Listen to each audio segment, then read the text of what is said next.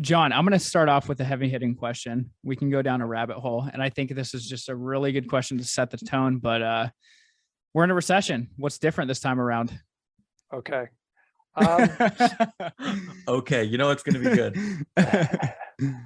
Well, I'm not 100% sure we're in a recession, but we forecast we were going to be in one back in February, and people were like, "No, come on." In fact, we had a big debate on it in May at our conference with a raging bull, and now he's in the recession camp. So, the recession thing. Let me just address that first. So, recession technically means that the economy, the spending is not growing faster than inflation.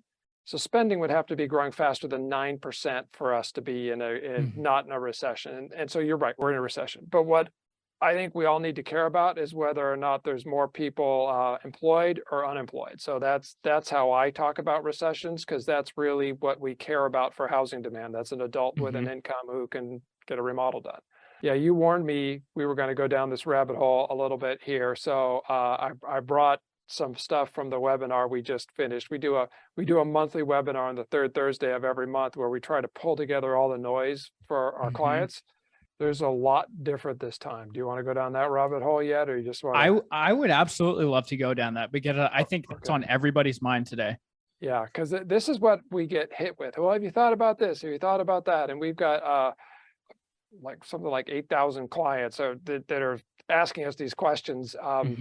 So I bucket them a little bit. So there's a total of 30 of them, but 13% of them are bullish. So I hear that from the bulls, and 17% are bearish. I'll say 5 are permanently new. So I think these are game changers, and I'm acknowledging them. So we have a ton of institutional and retail money organized and ready to buy homes for yield and an inflation hedge. If we had that in 2010, there's no way prices would have fallen that much, because they would have been gobbling up the homes. Those businesses started in 2012. So that's new. You got to put that into the equation. We have the lowest resale home listings ever. And I think technology has enabled that. And I don't think that gets enough attention. I sold my house 20 years ago. It was put it on the market, get an open house, wait 3 weeks. Now you can get 7 offers in an afternoon, right? Yeah. So some of that is technology. And so I acknowledge we have the lowest resale home listings ever, but I think it's a bit overplayed that we're going to be fine because we don't have a ton of listings. I agree with that statement, but they don't have to go back up to 6 months in order for us to have a down market. I think we can have a down market sooner than that. So that's number 2. Mortgages. Yes, Dodd-Frank straightened out the mortgage industry. There's very few crappy mortgages out there. That's permanently new. All these are positive. I know it's gotten a lot of air time, but it has not been really related as much to housing as it should, is this whole work from home phenomenon. We're all sitting in our house right now talking. That was not available before, because you can have this great technology with high-speed Wi-Fi and everything. That's been an affordability solution people are not talking about. People can move when it gets ridiculously affordable. They can go 5 miles further from work and afford. I've had my employees moving all over the country, and doesn't bother me at all. So that's permanent though. So those are 4 bullish things. The one that's permanently new that's bearish is this whole $30 trillion in government debt. And that has completely boxed the Fed in. They can't raise rates short-term rates for a very long time, because the government has to refinance. It just throws the government fiscal deficit under the bus. So those are 5 things that I'll put in the equation that are new. There's 14 that are super unique, and people go, you were talking earlier, people that have been through recession in 2008. Well, there's been a lot more recessions than in 2008. There's some things that are very different this time. So the home builders have never been this well capitalized. And they can drop prices this afternoon, which, by the way, they are doing, and have no fear that they're going to bust bond covenants or go out of business or anything like that, because they've got virtually no debt due in the next 5 years and a ton of equity. That can drive prices down when you have somebody with that many empty homes doing that. The surge in household formations we saw the last 2 years was completely COVID driven and work from home driven. That's not permanent. If we laid off 4 million people this afternoon, there's 11 million job openings in the country right now. The prior peak pre-COVID was 7 million. So there's a ton of companies still looking for work right now. So all these negative news about layoffs, particularly in the disruptive unicorn sector, Yeah. all those people get a job like that right now. Yep. 2 years from now, that may be different. I'll skip over the student relief. That's not that big a deal. I don't think overall to the students it is the debt relief. This build for rent is a new product type that ties into that single family rental. I think that is a stabilizer for the industry.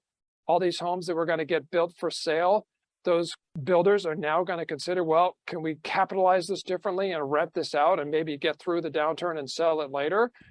There's a ton of capital available to do that. That was not around before.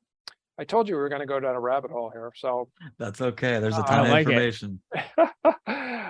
So this is the 14 unique conditions. The tremendous amount of capital raised to invest in income properties, just unbelievable. And we were talking about this at our conference in 2019, where we had Bruce Flatt, the CEO of Brookfield, like a $500 billion company, one of the most, the guy who raises the most money out there, saying everything that generates cash is going to go up in business because he could see that and go up in value because he could see that in his business. That was in 2019 when we weren't worried about inflation. Then you throw, well, anything that generates cash flow is an inflation hedge, particularly if wages are growing and you can raise rents. That is like quadrupled the amount of money coming into rental real estate. You know, that some of that money needs to borrow in order to invest and some of it doesn't. So I think some of it's going to disappear because the borrowing costs have gone up. But anyway, so those are of the 14 unique conditions. I'd say those are the 6 positives. Now I've got 8 negatives to throw at you. What would be the top 3 negatives, John? Probably the Fed's announcement that they're going to reduce their mortgage portfolio if they actually have the guts to do it. The Fed owns 24% of all the mortgages in the country. There's no way that is the rates. I know you're complaining they're high. Rates are artificially low because the Fed has been buying mortgages and they're controlling the long end of the curve. So that would be one. Probably the other one would be the record number of new homes under construction that are going to hit later on this year. A lot of them are not sold because the builders have been intentionally not offering them for sale. They've been waiting to get to drywall to sell them. And then the other one that nobody's talking about is this retail and office distress that hasn't happened yet, where all this money I was just talking to you about, it's real estate focused money. It could easily move over there if things are for sale at 60 cents on the dollar.